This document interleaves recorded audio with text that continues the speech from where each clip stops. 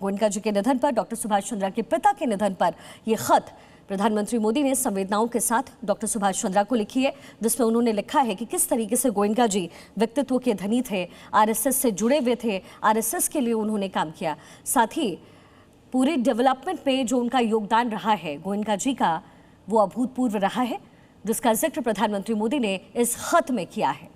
Doctor Subhash Chandra को प्रधानमंत्री मोदी ने बाकायदा खत लिख करके अपनी शोक संवेदनाएं प्रकट की है। गोयनका जी के निधन से गहरा दुख हुआ।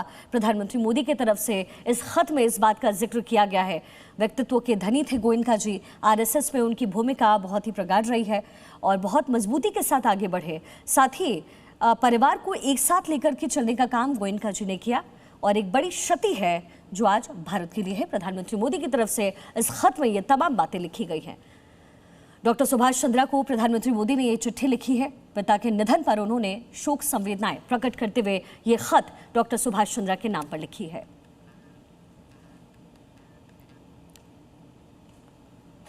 गोयनका जी का 96 साल की उम्र में निधन हुआ। आखिरी सांस उन्होंने मुंबई में ली और कल उनका अंतिम संस्कार होने जा रहा है। आज उनके पैतृक आवास पर अंतिम दर्शन के लिए उनका पार्थिव शरीर रखा जा रहा है।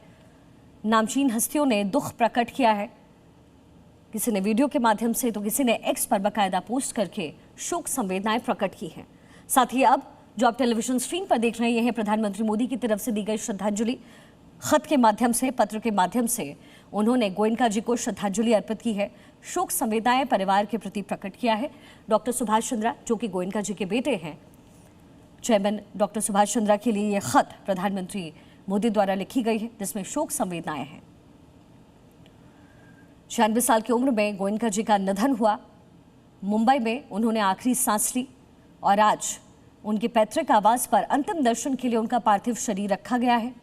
लोग वहां पहुंच रहे हैं, वहां उन्हें विनम्र श्रद्धांजलि दी जा रही है और कल उन्हें आखिरी विदाई दी जाएगी, यानी कल गोयनका जी का अंतिम संस्कार होना है।